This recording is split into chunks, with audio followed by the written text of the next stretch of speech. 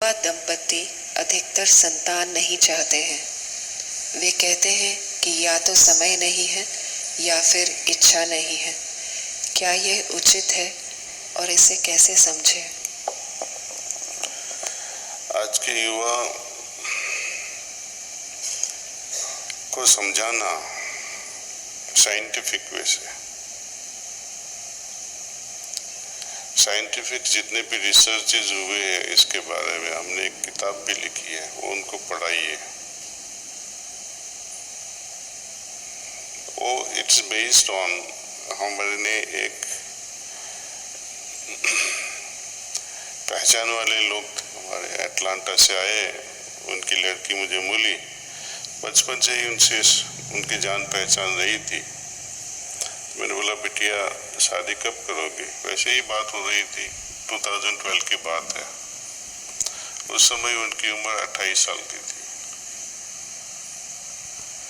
तो बोली अंकल मैं शादी 32 पे करूंगी।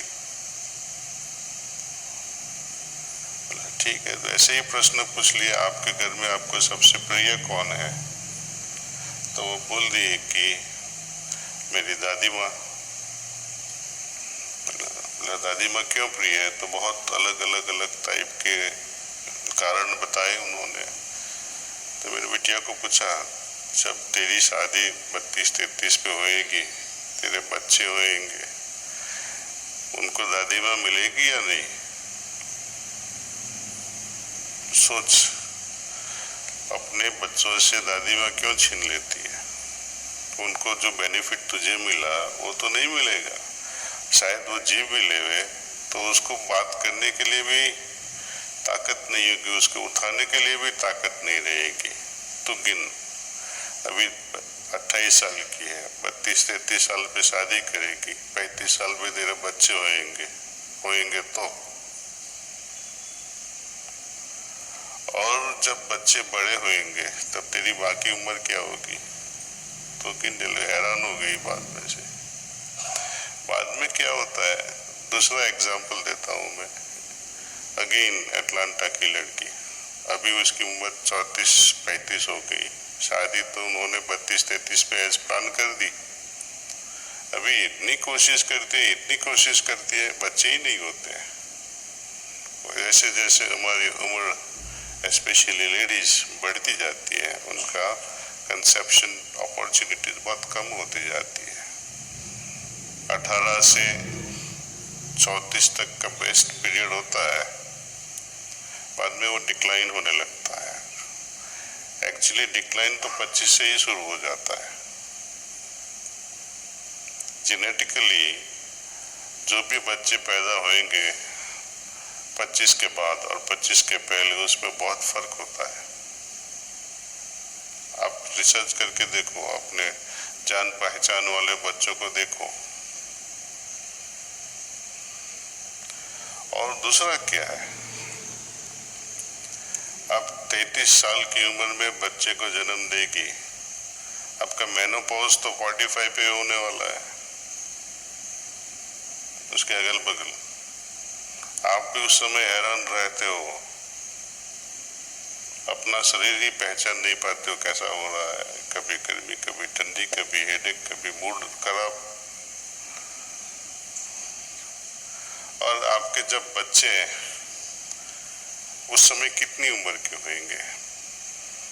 वो भी टीनेजर होंगे, उनके भी हार्मोन्स बदलते हैं, वो भी तिछड़े रहते हैं, किसी से बात भी नहीं करना चाहते, ढंग से भी बात नहीं करते हैं टीनेजर्स, क्योंकि उनको ही पता नहीं है कैसे हैंडल होना है। तो घर में टीनेजर्स के हार्मोन्स अलग, बॉइलिंग, और आपके खुद के, तो घर में अशांति हो जाती है। और अशांति वाले घर में डिसीजन ठीक से कोई नहीं ले पाता है, सुख छूट जाता है। और भी कोई हमने कारण दिखाए हैं। ये बुक जो है विजडम ब्रिज, उनको पढ़ा लीजिए, नहीं तो एक एक चैप्टर भेजते रहो उसको। इतना एक चैप्टर तो पढ़ ले बेटे, पता चल जाएगा से। और बहुत कुछ स्पिरिचुअल रीजंस भी है। तो जल्द से जल्द करने में अच्छा है। मैं तो चाहता है अभी, लेकिन लॉ हो गया, 21 साल का हो गया। चाहते कि 18-19 साल से ही हो जाए तो अच्छा रहता से, क्योंकि वो परफेक्ट एज है। साथ में पढ़ भी ले, ऐसे भी गर्लफ्रेंड्स तो रखते ही है, बॉयफ्रेंड्स रखते हैं। ऐसा समझ लो कि मैरिज में ही गर्लफ्रेंड या बॉयफ्रेंड आ गया तो बाद में इधर उधर भूखी आंखों से देखना नहीं पड़ेगा से, तो समाज में भी शांति रहेगी। Last question. बाबूजी महाराज ने 10 उसूलों में कहा है, सदैव सत्यनिष्ठ रहें, वे कष्टों को अपनी भलाई के लिए समझें। इस सिद्धांत का पालन में यदि कोई अवरोध आता है तो स्वाभाविक रूप से हृदय में क्रोध आ जाता है। अब सत्य का अनुसरण करें या क्रोध के सम्मुख नतमस्तक होकर सत्य को छोड़ दें? वो तो आप पे आधारित है, किस चीज को छोड़ना है, वो उसकी आपके साथ आपके पास पूरी स्वतंत्रता है। क्रोध करेगा तो क्या असत्य सत्य हो जाएगा। और ये मैं भी नहीं चाहता हूं कि सत्य, उसका लिमिटेड अर्थ मत समझना। सत्य बोलने से किसी का नुकसान हो जाए वो अच्छा भी नहीं है। कई बार असत्य बोलने से सोसाइटी की बहुत भलाई हो जाती है, लेकिन उसका बार बार यूज नहीं करना चाहिए।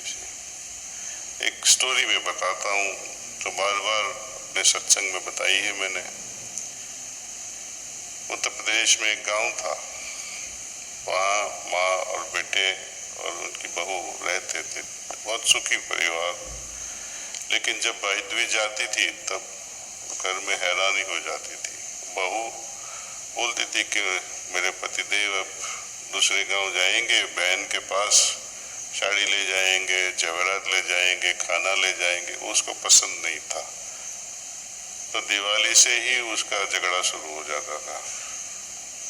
तो वो झगड़े को टालने के लिए पतिदेव ने क्या, चलो आज भाई दूज हम नहीं जाएंगे, बहन के पास नहीं जाएंगे। तो माँ भी कुछ बोली नहीं, लेकिन उस गांव में जहाँ बहन रहती थी वो परेशान हो गई, शाम तक भाई क्यों नहीं आया के?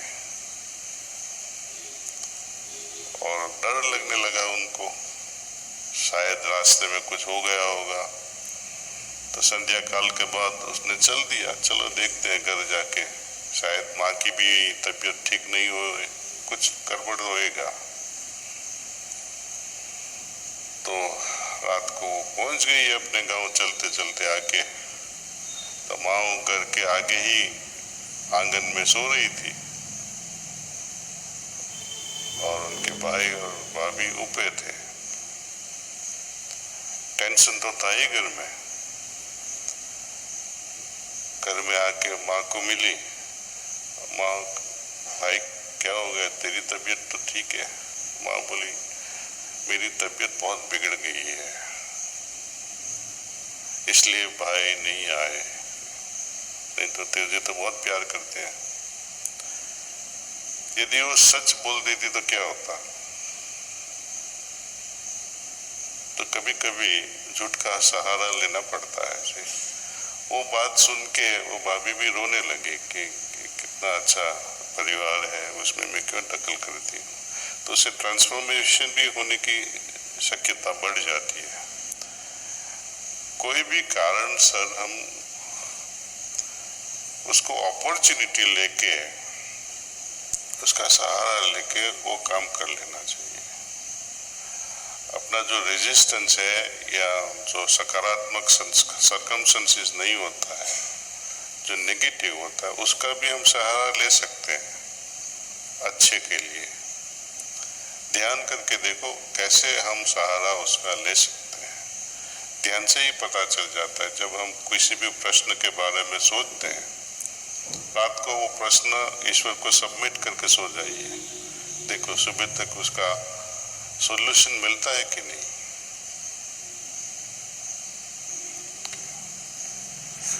Thank you all. Kashyap ji आप आए।